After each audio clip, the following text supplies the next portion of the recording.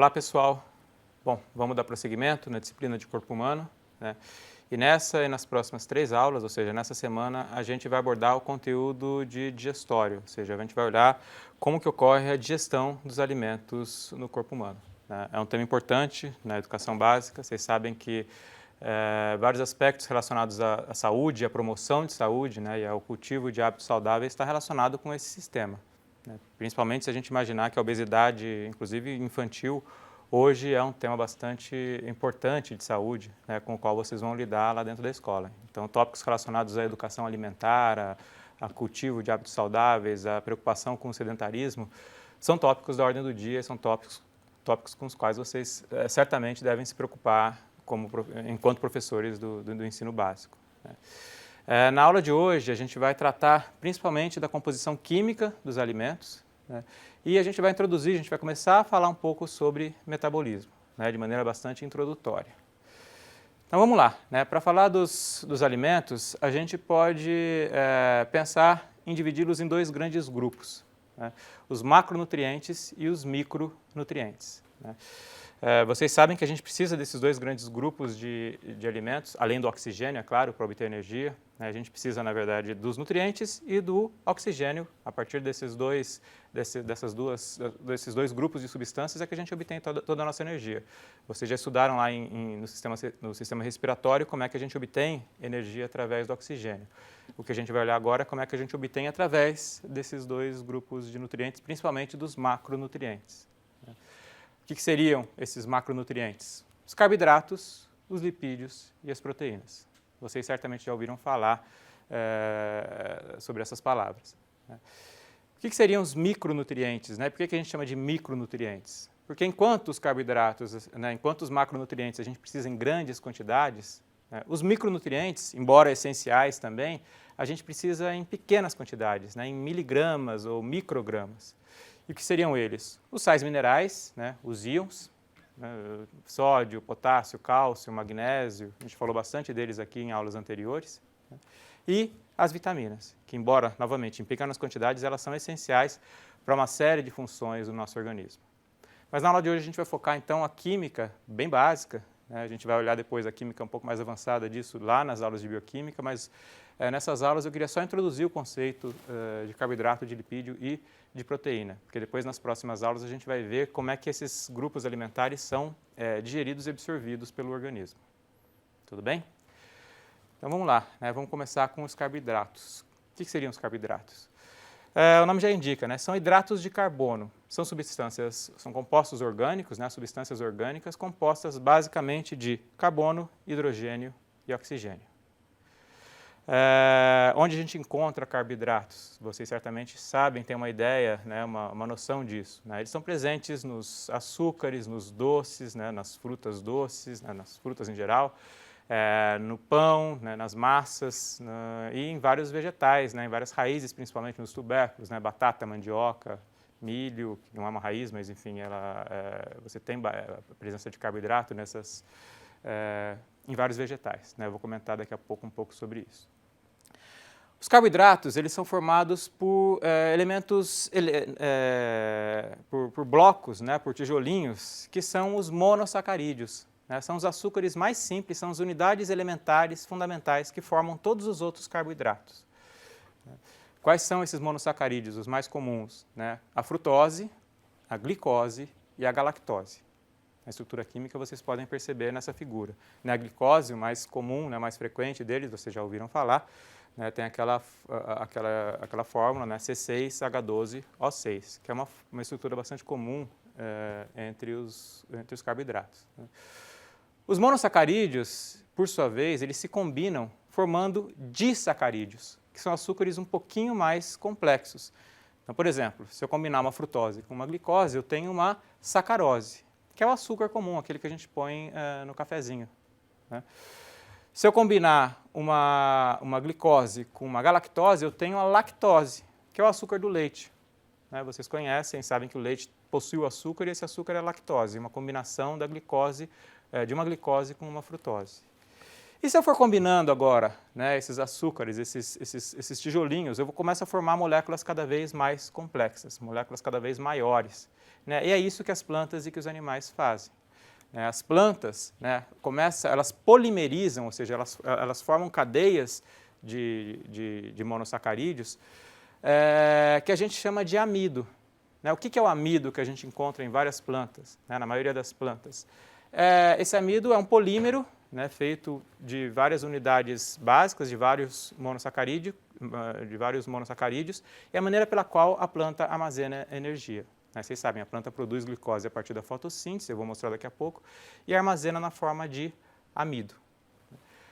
A planta produz também um outro polímero de carboidratos, né, que é a celulose, mas esse tem função estrutural. Embora seja muito abundante, muito frequente na natureza, a gente não consegue digerir a celulose. A celulose é o que a gente chama popularmente de fibras, né, está presente lá nos vegetais, nos nossos alimentos. Os animais, por sua vez, né, eles produzem um outro tipo de polímero de monossacarídeos. Né? Eles produzem, a gente armazena, os animais, incluindo o homem, armazena os carboidratos na forma de um polímero que a gente chama de glicogênio. Ou seja, o glicogênio é a maneira pela qual a gente armazena esses carboidratos. Ok? Então, se a gente olhar, essa figura está só para lembrar uma coisa que vocês já sabem, né? As plantas produzem glicose a partir de um processo que a gente chama de fotossíntese. Quem não lembra, recomendo que depois recapitule isso, é um conteúdo muito importante de biologia. E vocês sabem, né, a planta combina CO2 com água, né, na presença de luz e clorofila, e produz glicose, no processo que a gente chama de fotossíntese. E armazena essa glicose, como eu acabei de apontar, na forma de amido. Os animais não, né? Os animais não conseguem produzir glicose. Né? O homem, por exemplo, não consegue produzir glicose, ele precisa obter essa glicose através, né, por meio dos alimentos. E armazena, como eu acabei de dizer, essa glicose na forma de glicogênio. O glicogênio fica armazenado nos músculos e no fígado. Tudo bem, pessoal? Vocês lembram também que a glicose é a nossa fonte imediata de energia, é a nossa principal fonte energética. Vocês sabem que 1 grama de glicose é capaz de produzir por volta de 4 quilocalorias. Então, é a nossa fonte mais comum, mais imediata de obtenção de energia. Quando a gente precisa de energia, a musculatura e o fígado acabam quebrando o glicogênio para fornecer essa glicose para os tecidos poderem utilizar. Alguns tecidos, por exemplo, o tecido nervoso, depende exclusivamente de glicose. Daí a importância dessa substância para o nosso organismo, da disponibilidade dessa substância para o nosso organismo. Da importância da nossa glicemia, ou seja, da concentração de glicose no nosso sangue, está sempre em níveis fisiológicos, em níveis homeostáticos. Tudo bem? Bom, o segundo grupo de alimentos que eu quero conversar com vocês são os lipídios, ou seja, as gorduras, né, que basicamente podem ser, as mais frequentes são os ácidos graxos e o triacilglicerol. Os ácidos graxos também são constituídos, né, os lipídios também são constituídos por carbono, hidrogênio e oxigênio, embora eles possuam menos oxigênio do que os carboidratos, né, o que faz com que eles sejam menos polares, ou seja, eles são substâncias em geral apolares, né, substâncias que por essa razão não se dissolvem em água. Vocês sabem que gordura e água não se misturam, né, e é o caso dos lipídios. Então a gente tem os ácidos graxos, que basicamente são cadeias de carbono, né, com uma carboxila no final, a gente vai ver melhor isso lá em bioquímica, né, eles podem ser saturados ou insaturados, eu não vou entrar nisso agora. E eu posso combinar 3 moléculas de ácidos graxos com uma molécula de glicerol, formando o triacilglicerol, né, que é o lipídio mais frequente no nosso corpo. A gente armazena no nosso tecido adiposo, no nosso tecido gorduroso, gordura na forma de triacilglicerol, os triglicerídeos, né, vocês já ouviram falar certamente nessa substância. Mas não é a única, não são os únicos lipídios que a gente possui, né, embora sejam os mais abundantes. Quais são os outros lipídios presentes no nosso corpo? Eu selecionei 3 aqui para mostrar para vocês. O primeiro deles são os fosfolipídios, né, que tem estrutura parecida com os triglicerídeos, mas em vez de um ácido graxo, eles têm uma molécula de fosfato ligado aqui no glicerol. Os fosfolipídios, vocês lembram, já ouviram falar deles, né? Eles são constituintes da membrana plasmática, né? A nossa membrana celular ela é uma bicamada de fosfolipídios, vocês já ouviram falar disso, né? Os fosfolipídios estão presentes também na bile, uma substância que a gente vai comentar nas próximas aulas, importante para a digestão. E os fosfolipídios estão presentes também no surfactante pulmonar. Lembra aquela substância que vocês viram lá nos pulmões, né, que tinha a ação dela, né, a importância dela era diminuir a tensão superficial e evitar o colabamento dos alvéolos? Aquela substância é rica em fosfolipídio também. Outros lipídios importantes são os chamados esteroides. E por que eles são importantes? Os esteroides eles compõem alguns hormônios que são fundamentais para o nosso corpo. Os hormônios sexuais, por exemplo, né, são de natureza esteroídica. Hormônios como o corticoide ou a aldosterona, né, o corticoide a gente não falou ainda, vocês vão ver em endócrino. A aldosterona a gente já conversou sobre ela lá no sistema renal. Ela é corticoide, ou seja, são hormônios que são derivados do colesterol, da molécula de colesterol. Vocês vão ver isso um pouquinho mais para frente. E, finalmente, uma outra classe de lipídios importantes são os eucosanoides. O que são essas substâncias? São, em geral, substâncias derivadas do ácido araquidônico, um ácido lá que não interessa para a gente agora, em bioquímica a gente vai conversar melhor sobre essa substância, mas essas substâncias estão envolvidas em processos inflamatórios. Por exemplo, a prostaglandina é um exemplo de um eucosanoide importante envolvido na inflamação. Inclusive, é o local de ação de alguns anti-inflamatórios. O diclofenaco, por exemplo, inibe a produção de diclofenaco, é um anti-inflamatório que vocês certamente já ouviram falar, e que inibe a produção de prostaglandina e tem um efeito anti-inflamatório por conta disso. Tudo bem? Os lipídios, vocês também certamente já têm uma ideia, eles estão presentes em vários alimentos, né? Por exemplo, nas castanhas, vocês conseguem ver aqui a proporção de lipídios em algumas castanhas, na carne, né? Em algumas carnes, elas são bastante gordurosas e vocês também sabem disso, né? E alimentos como ovos, alguns peixes, algumas frutas como abacate, né? E por aí vai. Então, você tem algumas substâncias que são realmente ricas em lipídios, né, ricas em gorduras, e vocês conhecem várias dessas substâncias. Bom, e a função principal dos lipídios no nosso organismo é armazenar energia. A maior parte dos nossos lipídios está localizada no tecido adiposo. A gente tem em torno de 20% do nosso organismo é tecido adiposo, né, é gordura, isso, claro, varia bastante de pessoa para pessoa. E a função, como eu disse, é reserva. O lipídio é uma molécula altamente energética, né? Enquanto, acabei de dizer, 1 grama de carboidrato produz 4 quilocalorias, em torno de 4 quilocalorias, 1 grama de lipídio produz em torno de 9 quilocalorias. Ou seja, é uma molécula altamente energética, daí ela ser utilizada para reserva de energia, para armazenar energia, na forma de gordura. Ok? Bom, o terceiro grupo de alimentos que eu quero apresentar para vocês são as proteínas. Vocês sabem onde as proteínas estão presentes, né? Principalmente na carne, né? São de origem animal na carne, no ovo, em alguns vegetais como soja, feijão, enfim. E as proteínas são compostas por unidades também básicas que a gente chama de aminoácidos. O que são os aminoácidos?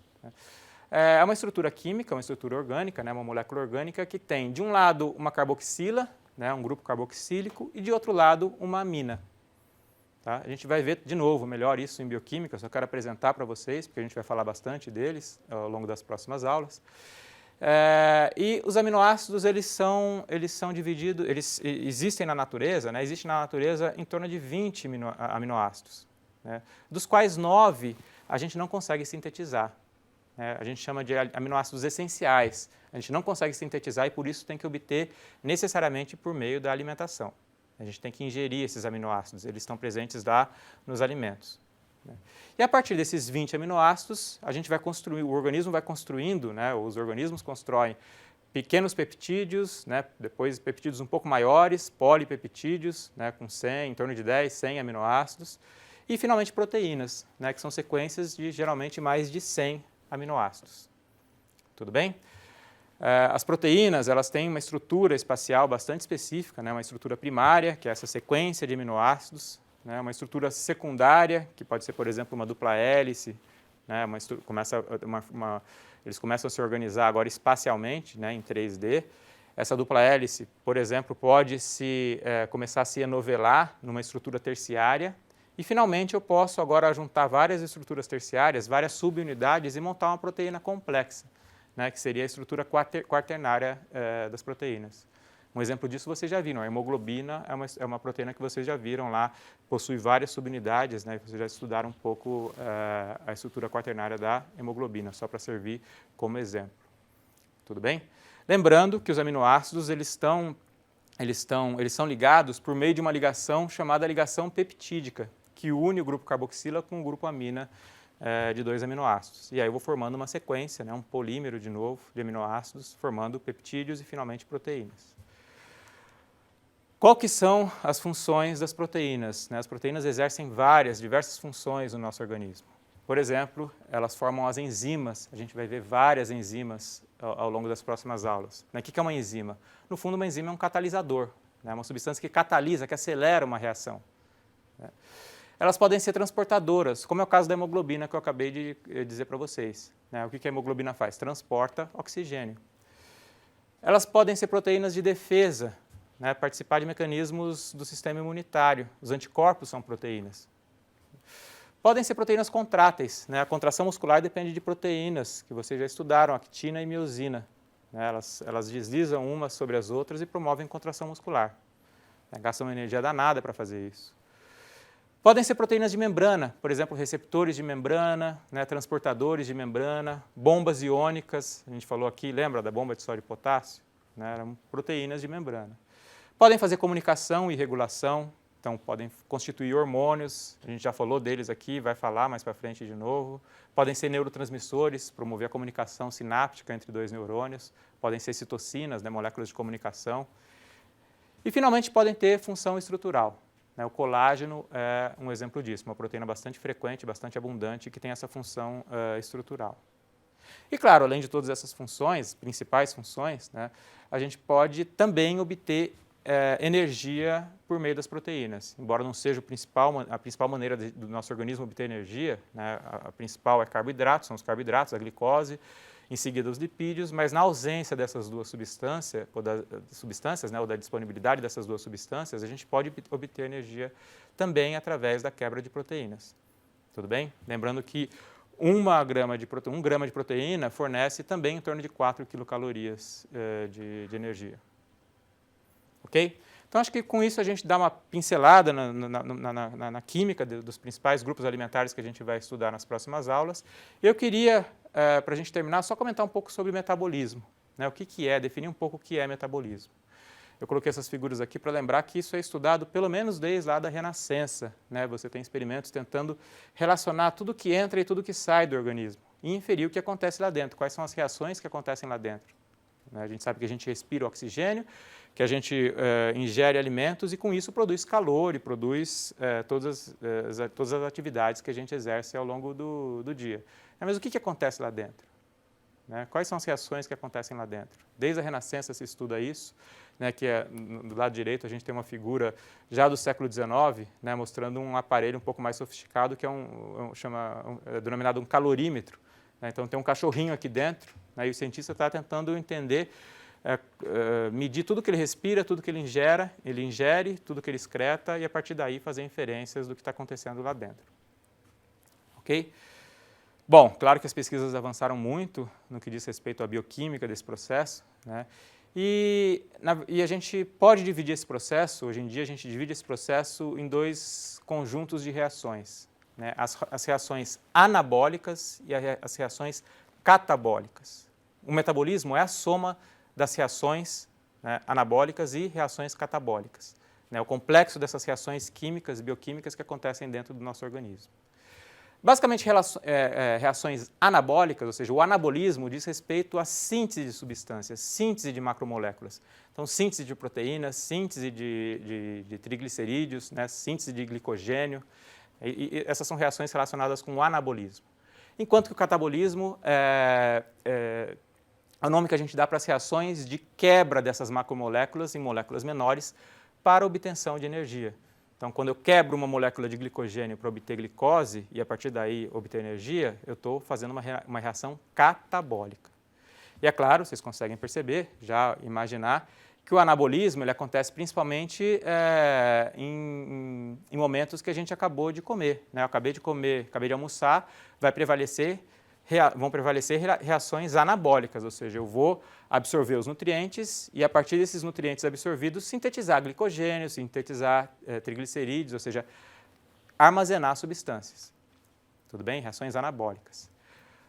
Ao contrário, se eu estou num período de jejum, bastante tempo sem comer, eu preciso tirar energia de algum lugar, né? E aí eu começo a fazer catabolismo. Eu começo a quebrar essas substâncias, glicogênio, triglicerídeos, para fornecer glicose, ácidos graxos, para que a partir daí eu consiga utilizar a energia. O metabolismo é um balanço dessas duas reações. A gente pode pensar mesmo como uma balança, como está aí na figura, né? Uma balança entre anabolismo e catabolismo. Né? Em alguns momentos vai estar prevalecendo o catabolismo e em outros momentos o anabolismo. Se eu estou gastando mais do que eu estou ingerindo, prevalece o catabolismo, e o contrário, se eu estou ingerindo mais do que gastando, prevalece o anabolismo. Tudo bem? A gente sabe que a única maneira da gente ingerir nutrientes é através da alimentação. Mas a pergunta que a gente pode fazer é como é que a gente gasta toda essa energia? Né? Para onde vai essa energia toda? Onde a gente gasta energia? Eu coloquei aqui três processos que consomem bastante energia do nosso corpo. Né? O primeiro deles é o funcionamento da bomba de sódio e potássio. Já comentei isso em aulas passadas, né? A bomba de sódio e potássio consome uma energia danada para funcionar, né? E é uma bomba importante, lembra? Aquela bomba que promove aquele gradiente químico entre sódio e potássio dentro e fora da célula, já falou dela aqui. Outra coisa que requer energia, que a gente gasta energia pra caramba, né, é o trabalho muscular, contração muscular. Eu estou aqui de pé, me movendo, falando, tudo isso requer energia, bastante energia. Né? E, finalmente, a síntese de substâncias envolvidas no crescimento. Né, também requer um gasto energético bastante importante. Tudo bem?